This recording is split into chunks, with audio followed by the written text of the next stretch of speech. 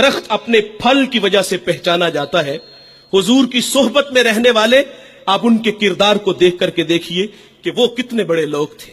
حضرت سیدنا صدیق اکبر رضی اللہ تعالی عنہ آپ کی خدمت میں حضرت عمر حاضر ہوئے. آپ کا دور خلافت تھا اور ایک رجسٹر وہاں پڑا تھا جس پہ نام لکھے ہوئے تھے بیواؤں کے، یتاما کے، مساکین کے، اور آگے معاونین کے نام لکھے ہوئے تھے. اس کی خدمت کے لیے یہ مامور ہے، اس کے لیے خدمت کے لیے فلاں مامور ہے. اور ایک جگہ بیوہ کا نام تھا اور آگے خالی جگہ تھی.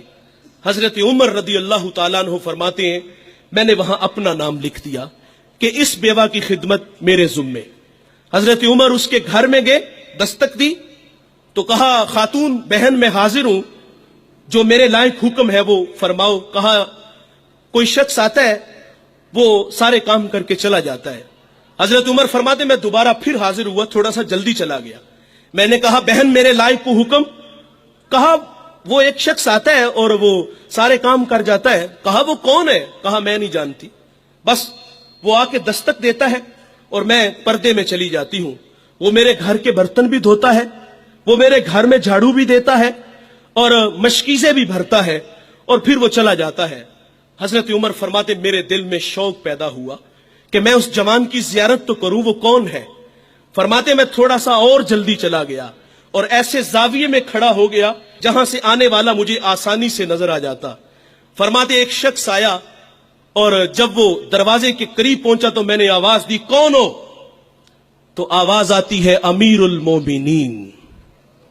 اللہ اکبر. حضرت عمر رضی اللہ تعالیٰ عنہ آگے بڑھتے ہیں تو کیا دیکھتے ہیں کہ حضرت سیدنا صدیق اکبر رضی اللہ تعالیٰ عنہ کے پاؤں میں جوتے بھی نہیں ہیں.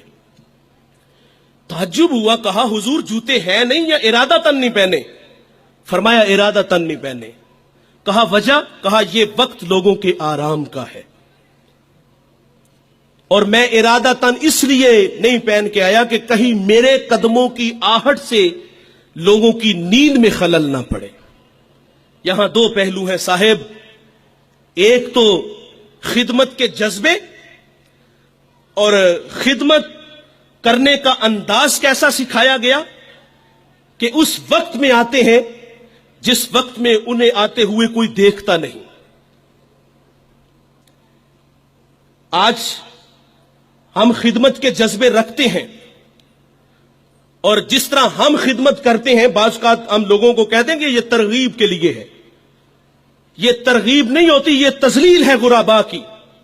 یہ سوشل میڈیا پہ آپ لوگ بھی دیکھتے ہو کہ ایک خاتون کو وہ آٹے کا تھیلا دینے کے لیے 20 آدمی کھڑے ہیں اور وہ خاتون سر جھکا کے کھڑی ہے اور دوسری طرف آنکھوں میں چمک ہے. یہ جھکی ہوئی آنکھیں نہ جانے اپنے خدا سے وہ خاتون کیا کہہ رہی ہوتی ہے. اور یہاں نفس کے حظ کے لیے اس کو ہم نے ترغیب کا نام دیا. اور ہم اکثر ان سڑکوں پہ دیکھتے ہیں اتوار والے دن تماشا لگا ہوتا ہے، غربا کی بیٹیاں اور بوڑھی مائیں اور بوڑھے بزرگ لائن میں کھڑے ہوتے ہیں. انہیں ٹائم 8 بجے کا دیا جاتا ہے اور نواب کا پتر 10 بجے خود آتا ہے اور سب سے پہلے وہ چائے لیتا ہے، پھر اخبار پڑھتا ہے اور وہ باہر دھوپ میں کھڑے ہیں. اچانک لائٹ غائب ہوتی ہے تو وہ ملازم پہ برستا ہے کہ ابھی تک جنریٹر کیوں نہیں چلا، مجھے یہاں گرمی لگ رہی ہے، تجھے اے سی میں بھی گرمی لگ رہی ہے، اور جو باہر غریب اللہ کی مخلوق دھوپ میں مر رہی ہے وہ تمہیں نظر نہیں آئی. اللہ ایسی سخاوت کو ایسے مخیر حضرات کے منہ پہ مارے گا. اور ابو بکر خدمت کے لیے جاتے ہیں، جذبے کیسے ہیں؟ ایسے وقت میں جاتے ہیں جس وقت میں اللہ کے علاوہ انہیں کوئی بھی نہیں دیکھتا، خدمت کر کے آتے ہیں. کیا ہمارے اندر یہ جذبے ہیں؟ اور ہم تو 500 کا نوٹ بھی دیں تو ہزاروں لوگوں کو دکھاتے ہیں، ہم آٹے کا تھیلا دیں تو ذلیل اور رسوا کر کے دیتے ہیں. اور وہ کتنے بڑے لوگ ہیں یار، خدمت کرنے کے لیے جاتے ہیں پاؤں میں جوتے بھی نہیں کہ کوئی میرے قدموں کی آہٹ کو بھی نہ سن لے. یہاں ایک توجہ یہ بھی آپ کی چاہوں گا، حضرت ابو بکر فرماتے ہیں کہ کہیں کسی کے نیند میں خلل نہ آئے میرے قدموں کی آہٹ کی وجہ سے. آج ہمسائے ہماری شرارتوں سے محفوظ نہیں. ہم نے ڈیک آن کیا، ہمسایہ صرف بیچارہ اتنا ہی کہتا ہے یار تھوڑی سی آواز آہستہ کر لو. وہ کہتا تمہیں کیا تکلیف ہے، میرے گھر میں چل رہا ہے، تمہیں کیا تکلیف ہے. یہ ہمارے یہ رویے ہیں صاحب، اور وہ کتنے بڑے لوگ ہیں چھپ کے خدمت کرتے ہیں صرف اللہ کی رضا کے لیے۔ اور پھر جب حضرت سیدنا صدیق اکبر رضی اللہ تعالیٰ عنہ دنیا سے چلے گئے تو حضرت عمر جو 23 لاکھ مربع میل کا حاکم ہے، پھر وہ ڈیوٹی خود لیتے ہیں، خود اس کے گھر کے برتن دھوتے ہیں، اس کے گھر میں جھاڑو دیتے ہیں اور خود مشکیزیں بھر کے آتے ہیں۔ اللہ نے آپ کو اگر خدمت کا جذبہ دیا ہے، آپ خدمت کرنا چاہتے ہیں تو اس انداز سے کرو کہ دائیں سے دو بائیں کو خبر نہ ہو۔ تو یہ اخلاق ہے صاحب، اپنے اندر یہ اخلاق اپناؤ، اس کا صلہ ہے، ورنہ لاکھوں کروڑوں کی سخاوت خدا منہ پہ دے مارے گا۔ تو ایک زمانہ ہمارے اوپر ایسا گزرا ہے کہ لوگ ایک دوسرے کا احساس کرتے تھے۔ یہ بغداد کی کہانی ہے، ایک شخص صرف یہ دیکھنے کے لیے آتا ہے کہ یہ لوگ عزت کیوں اتنی زیادہ پا گئے ہیں۔ اس نے ایک ہوٹل سے کھانا کھایا، وہ مسلمان نہیں تھا، اور سامنے ٹیبل پہ ایک جوان بیٹھا تھا، وہ مسلمان ہے۔ اس نے محسوس کیا کہ اس کا تعلق ہمارے شہر سے نہیں ہے۔ خیر کاؤنٹر پہ جا کے اس کا بل دیا، اور اس صاحب نے کھانا کھایا، بل دینے کے لیے کاؤنٹر پہ گیا تو کہا آپ کا بل ادا ہو گیا ہے۔ کہا یہاں تو مجھے کوئی جانتا نہیں، میں اجنبی ہوں۔ کہا ایسے ہی ہے، ایک مسلمان تھا اور اس نے آپ کا بل دیا اور چلا گیا۔ رکا اس لیے نہیں کہ آپ شکریہ کے لیے آگے بڑھیں گے، تو اس نے یہ بھی اپنے لیے مناسب نہیں سمجھا کہیں یہ نفس کی غذا نہ بن جائے۔ وہ اس بات سے متاثر ہوا، پھر ایک دکان پہ گیا، اسے کوئی چیز چاہیے تھی۔ جب دکان پہ گیا تو اس نے کہا یہ چیز مجھے چاہیے، قیمت طے ہوئی تو دکاندار پتہ کیا کہتا ہے؟ وہ کہتا ہے بھائی اسی معیار کی، اسی قیمت میں وہ جو سامنے دکان ہے، اگر یہ چیز تم اس سے خرید لو تو تمہیں کوئی اس پہ اعتراض تو نہیں؟ کہا مجھے چیز چاہیے۔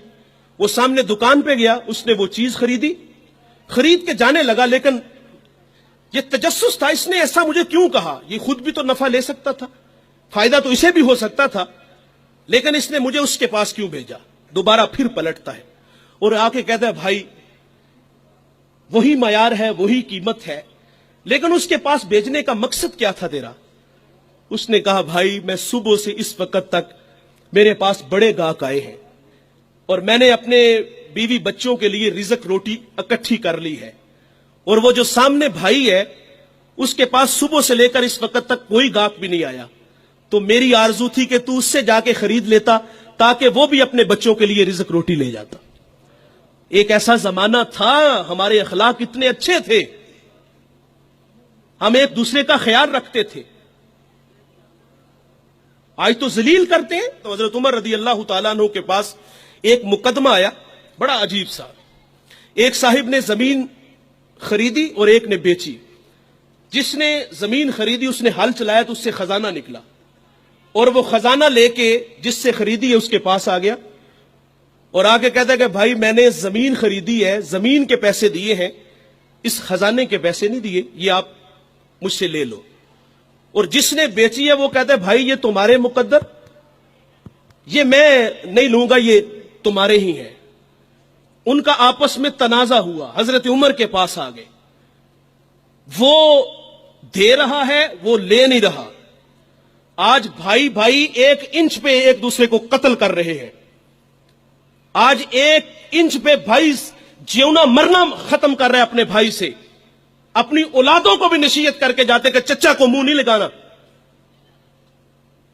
اور ادھر کیا ہے جو رسول اللہ نے اخوت کا درس دیا تھا ان قوم کو، ان لوگوں کو، اور وہ کتنے اچھے لوگ ہیں، وہ خزانہ دے رہے وہ لے نہیں رہا۔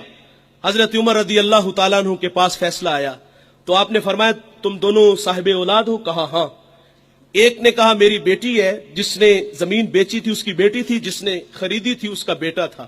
کہا دونوں کا نکاح کر دو، اور وہ جو خزانہ ہے وہ بیٹی کو جہیز میں دے دو تاکہ وہ خزانہ دوبارہ اس کے پاس چلا جائے۔ تو اللہ سے دعا کریں کہ اللہ ہمیں اچھے اخلاق عطا فرمائے۔ جو کہا سنا اللہ ہم سب کو عمل کی توفیق عطا فرمائے۔